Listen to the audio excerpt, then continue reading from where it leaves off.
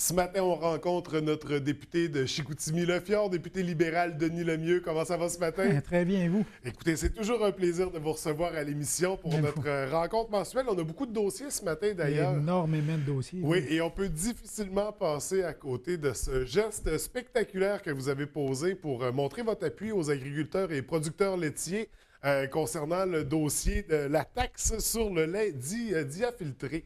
Pouvez-vous, est-ce qu'on peut revenir un peu sur l'événement? Est-ce que c'était prémédité comme geste? Bien sûr que non. Non. Ben, en fait, la manifestation était annoncée Oui. parce que j'ai descendu spécialement d'Ottawa jeudi soir pour rencontrer les producteurs parce que c'était important pour moi, quand j'ai su qu'il y avait une manifestation, d'être présent. Parce que depuis 1 an et demi que je travaille fort pour donner mon appui aux producteurs laitiers puis défendre la gestion de l'offre. Puis c'est pour ça que je tenais à être présent à la manifestation. Ouais. Mais la tournure des événements, c'est sûr que quelqu'un m'aurait dit ça, je me serais peut-être sauvé à la course. Oui, oui. Ou porter d'autres types de vêtements. Non, parce que comme je l'ai dit, du lait en poudre, c'est pas sale. Oui, oui, non, en effet. Et comme vous l'avez également dit, là, c'est fini l'histoire de se verser des choses sur la tête. Oui. Donc, on ne le reverra pas parce que je pense que les citoyens ont compris votre présence et l'appui que vous donniez à la cause. Donc, vous allez porter le dossier jusqu'à Ottawa pour appuyer les électeurs, les agriculteurs. Absolument. Donc, on surveillera ça de très près prochainement. On va poursuivre avec un dossier qu'on avait entamé à notre dernière rencontre. Vous êtes membre du comité d'aide médicale à mourir. Je crois qu'il y a eu beaucoup de développement dans les dernières semaines. Oui, ben, en fait, depuis le dépôt de notre rapport du comité mixte, la ministre de la Justice, en collaboration avec la ministre de la Santé, ont déposé un projet de loi à la Chambre des communes. Oui. Puis là, on a jusqu'au 6 juin pour ratifier ce projet de loi-là, puis de le faire approuver par le Sénat. Donc, il va y avoir des débats qui commencent dès aujourd'hui à la Chambre des communes. OK. Puis ça va être des débats musclés parce que c'est un projet de loi historique. Oui. Parce que depuis la Charte des droits et libertés de la personne, c'est le projet de loi qui va avoir le plus d'impact sur la vie des Canadiens. Puis comme c'est un enjeu très sensible, ben ça va être important que chaque élu donne vraiment son opinion, et qu'il donne l'opinion des gens de sa région. Et d'ailleurs, opinion de gens de la région, vous en avez accumulé quelques-uns. Je crois qu'il y a des gens qui ont communiqué avec vous. Oui, j'ai déjà eu des rencontres avec des gens qui m'ont interpellé pour me dire « Monsieur Lemieux, on aimerait vous rencontrer. On fait face, nous, dans notre famille, à une situation d'aide médicale à mourir. Puis j'ai eu l'opportunité d'en rencontrer quelques-uns. Évidemment, c'est des rencontres très émotives. Mais par contre, ça me fait vraiment plaisir de partager avec ces gens-là toute l'expérience que j'ai acquise avec les 62 experts que j'ai eu l'occasion de rencontrer lors du comité mixte, puis de leur expliquer comment eux vont pouvoir avoir accès à ce nouveau service-là, qui est déjà offert au Québec, parce que le Québec, on a une longueur d'avance importante sur le reste des Canadiens. Comment on explique cette longueur d'avance? En fait, le gouvernement du Québec puis les élus québécois, depuis 5 ans, qui se posent la question.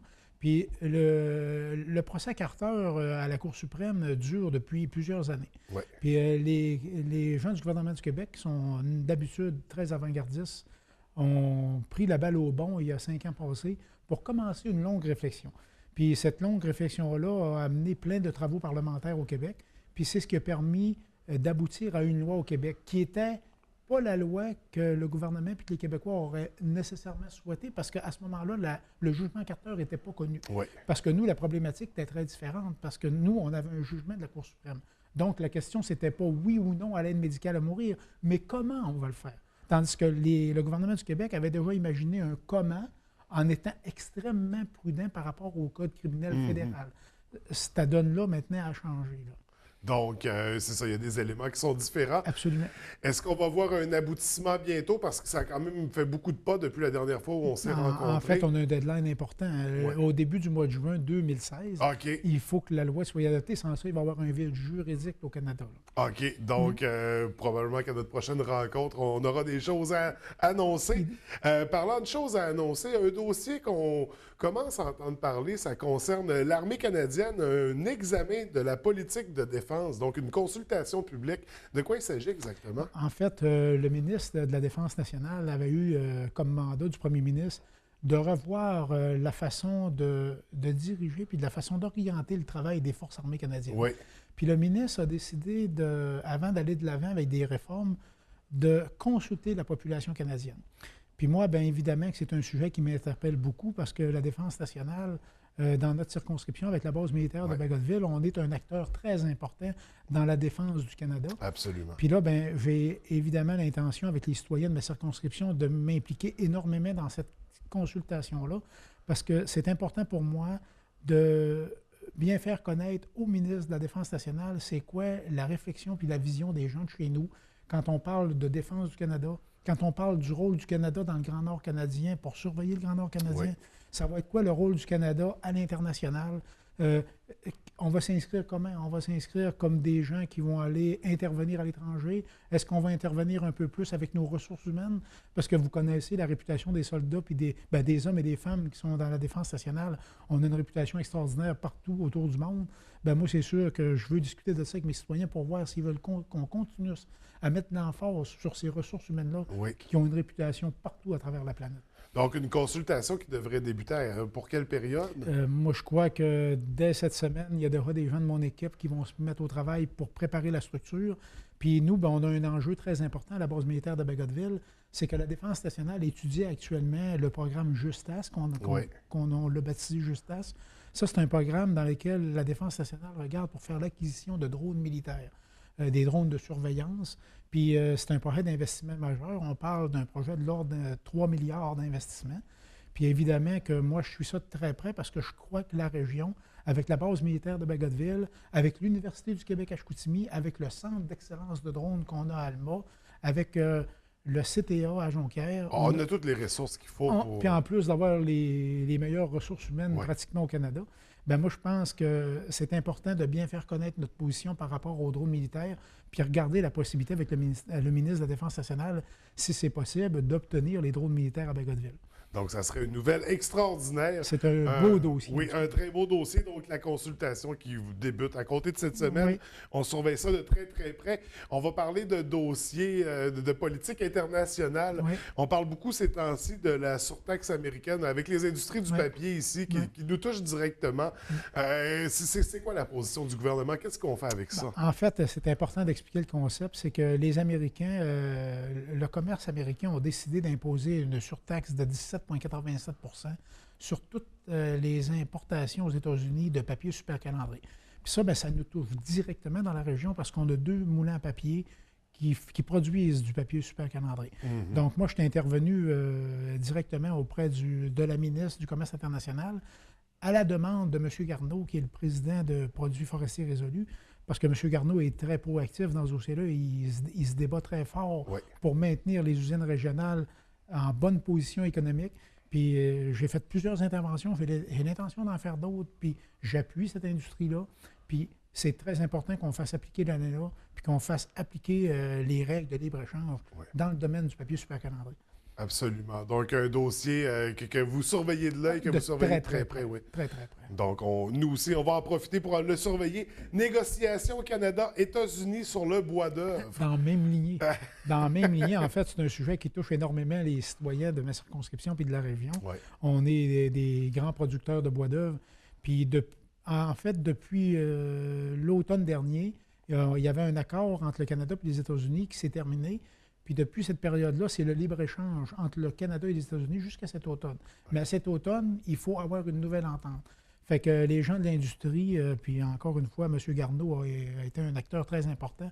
On a fait beaucoup d'interventions auprès du gouvernement pour que cette négociation-là soit à l'avantage des Canadiens. Bien sûr. Puis lorsque le premier ministre est allé à Washington, lors du souper d'État, le président des États-Unis a mentionné que effectivement, il y avait l'intention de faire un grand pas là, du côté de l'importation du bois canadien. Puis il a donné un délai de 100 jours aux négociateurs pour s'entendre.